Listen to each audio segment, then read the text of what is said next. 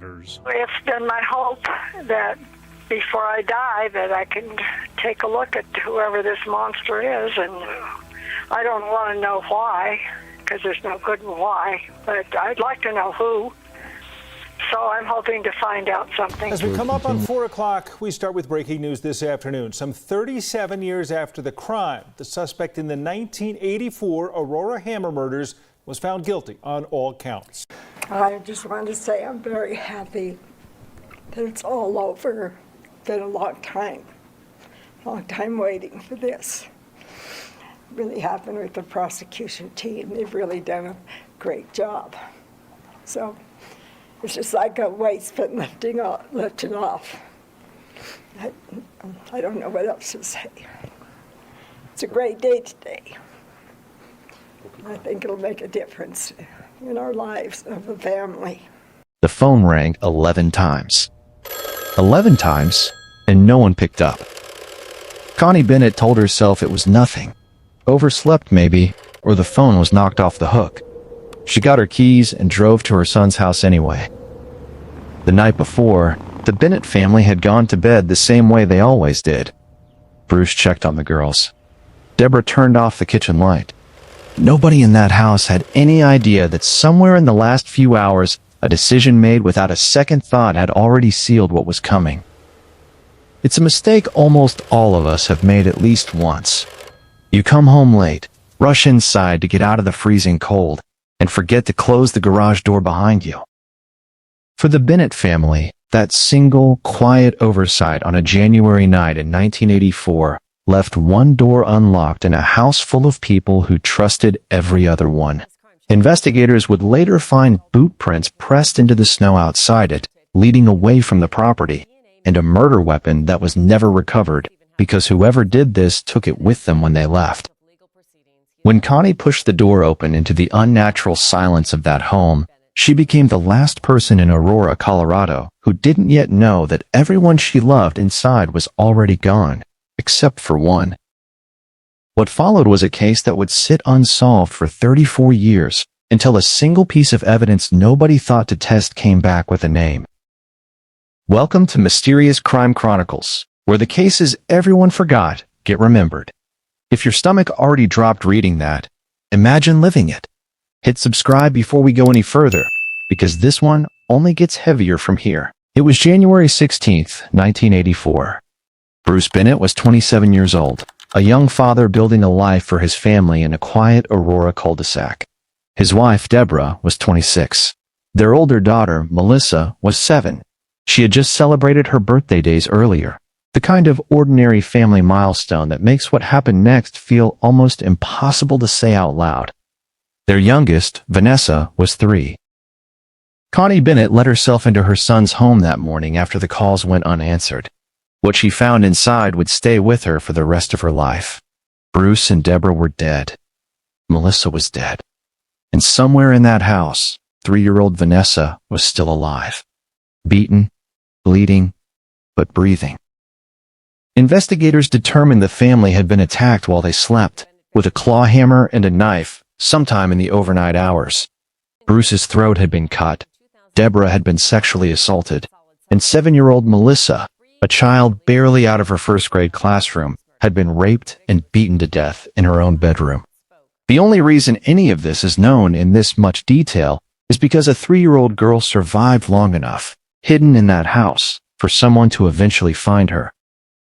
Think about that for a second. The only witness to what happened in that home was a toddler too young to speak in full sentences, let alone testify. Whoever did this walked out of that house believing there was no one left alive to ever say his name. Before we dive deeper, let us know in the comments where you're watching from. We'd love to hear from you. And if you're new here, click the subscribe button so you never miss any of our upcoming videos. Here is the detail that turns this case from frightening into something closer to unbearable. When investigators finally identified their suspect decades later, they discovered he wasn't a drifter who'd passed through Aurora and vanished. He was a plumber. And in January of 1984, he was living roughly 2 blocks from the Bennett family. Not across the city, not in another county. 2 blocks.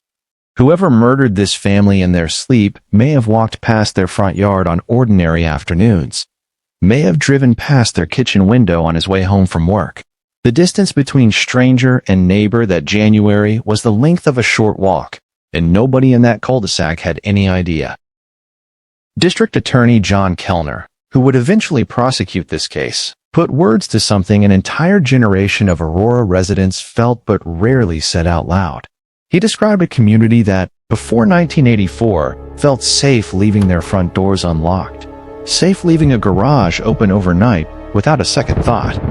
That sense of safety didn't come back for decades. In some ways, for people who lived through that January, it never fully came back at all.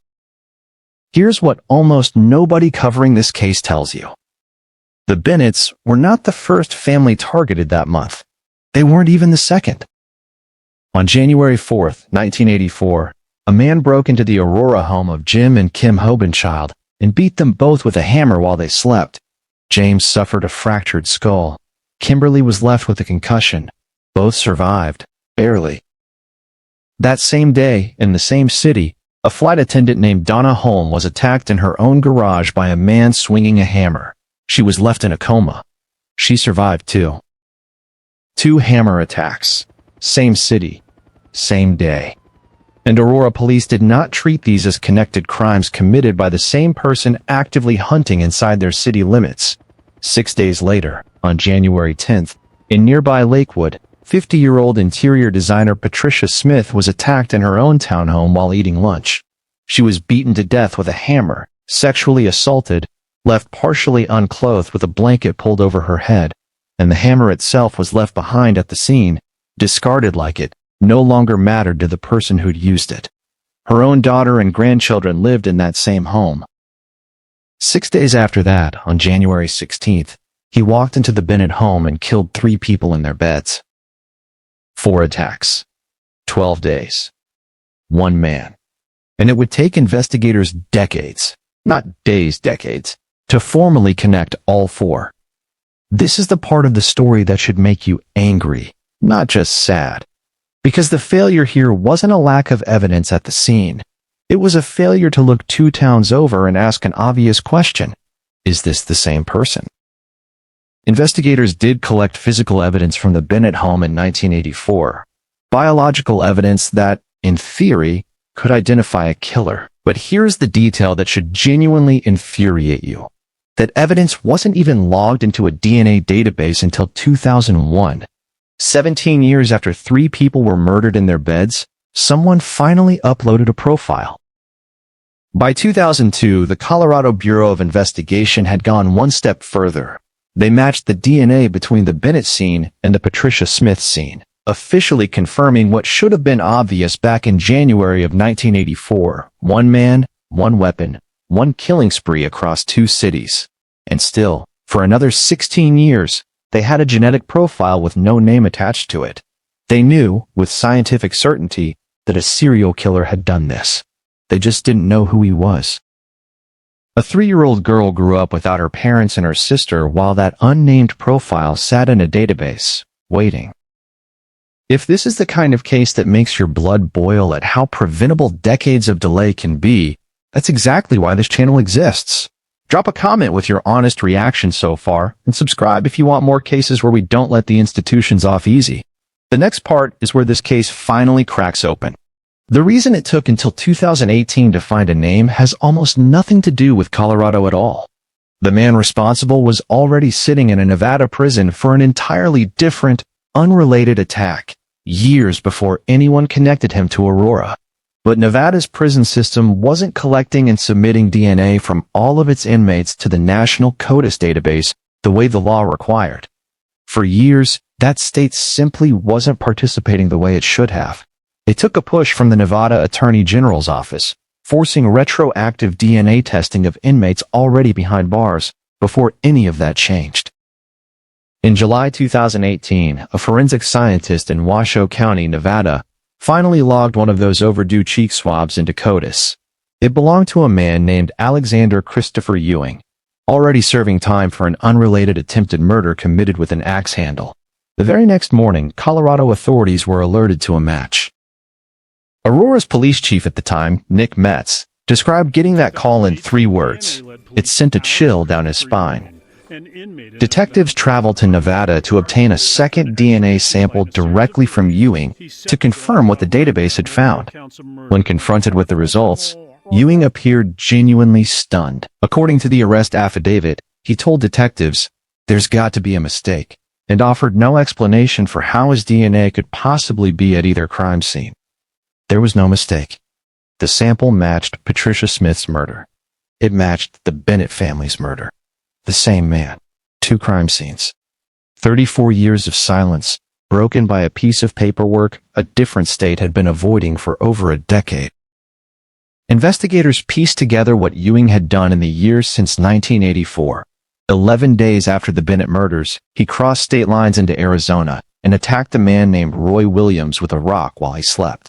Months later, in August of 1984, he escaped police custody during a transfer and broke into the Nevada home of Nancy and Chris Berry, attacking them with an axe handle. That arrest, for a crime that had nothing to do with Colorado, is the only reason his DNA ever ended up in a system at all. If he'd simply never been caught for anything else, there is no database, no CODIS hit, no chill down anyone's spine. Just a cold case, forever. An FBI profiler who later studied Ewing's pattern of violence offered a description that stuck with investigators ever since. He wasn't some criminal mastermind carefully evading capture for decades. He was, in the profiler's own assessment, an average burglar who evolved into a predator. A man who escalated from breaking into homes for property into breaking into homes for something far worse, almost by accident, one attack at a time. Even after the DNA match, justice didn't move quickly. Warrants were issued for Ewing in 2018, but he fought extradition to Colorado for well over a year. It wasn't until February 2020 that the Nevada Supreme Court finally denied his appeal and cleared the way for him to be sent back to face the charges. A man who had already been positively linked by DNA to 4 separate attacks spent another 18 months arguing, through lawyers, that he shouldn't have to answer for any of it. Bennett murders finally began in the summer of 2021, 37 years after that January night. Bruce Bennett's mother, Connie, by then 87 years old, sat in that courtroom and testified about the morning she found her son's bloody body inside his own home. Some griefs don't get smaller with time. They just get older alongside the person carrying them. The forensic case against him was, by this point, overwhelming. CBI forensic analyst Cynthia Kramer told the jury that DNA recovered from hair at one of the scenes was 63 octillion times more likely to belong to Ewing than to any random unrelated person. 63 octillion, a number followed by 27 zeros. There was no room left for reasonable doubt, only for a defense built on attacking the original 1984 investigation itself, arguing that decades-old police work had been sloppy and unreliable. The jury didn't buy it. After deliberating to what one juror described as an impasse, then returning the next morning to finish the job, they came back with a unanimous guilty verdict on every single count: first-degree murder, felony murder, attempted murder, sexual assault, and burglary. Outside the courtroom, Connie Bennett told reporters exactly what that moment felt like after 37 years of waiting for it. "It's just like a weight's been lifted off," she said. On August 17, 2021, Judge Darren Vall sentenced Alexander Christopher Ewing to 3 consecutive life sentences, one for Bruce, one for Debra, one for Melissa. Under the sentencing laws in place back in 1984, each life sentence technically carried a chance at parole after 20 years. Serving them back to back to back erased that possibility entirely. Barring a miracle, Ewing will die in prison. Less than a year later, a separate jury in Jefferson County convicted him again, this time for Patricia Smith's murder, making it 4 consecutive life sentences for a 12-day spree that took nearly 4 decades to answer for. At that sentencing hearing, one more person stood up to speak. Vanessa Bennett Schultz, the 3-year-old girl who had been beaten alongside her family and left for dead in 1984, was by then 41 years old. She told the court she didn't just lose her parents and her sister that night. She said she lost her trust in people, her dignity, her sense of who she was supposed to become. She said she wouldn't call the man who did this an animal, because in her words, animals have a purpose in this world. Sit with that for a moment. A woman who spent nearly 4 decades carrying injuries, physical and otherwise, from an attack she was too young to even remember clearly, forced to build an entire adult life around a single incomplete memory of violence. She grew up, married, had a life of her own, all while the person responsible walked free in another state for over 3 decades, never once held accountable, until an overdue cheek swab in a Nevada evidence room finally caught up with him. Her grandmother, Connie, stood beside her outside the courthouse afterward. It wasn't described as closure. It was something closer to endurance, stretched out over 37 years, finally allowed to rest. Patricia Smith's family issued their own statement after the verdicts came in. A quiet kind of relief, they said, in knowing the man responsible had already spent most of the years since her death behind bars, even if it took this long for anyone to know his name while he was there. And somewhere underneath all of it sits the hardest fact of this entire case. For 2 full decades, from 2002 to 2018, investigators already knew with certainty that one man had committed all 4 attacks. They had his genetic fingerprint sitting in a database the entire time. What they didn't have was a state on the other side of the country willing to do the basic administrative work of uploading a swab that was already sitting in an evidence room. 16 years. That's how long a completed, waiting DNA profile sat unmatched. Not because science failed this family, but because paperwork did. Somewhere in the small, forgettable decision to leave a garage door open on an ordinary January night, an entire family's future was erased. 3 of them never got the chance to grow older. One of them had to grow up carrying all of it, 2 blocks from where her family's killer once lived his own ordinary life. If this story sat with you the way it sat with us putting it together, say Vanessa's name in the comments. Let's make sure this family isn't just a case number to the algorithm. Subscribe if you want more cases dug up and told the way they actually deserve. This is Mysterious Crime Chronicles. We'll see you in the next one.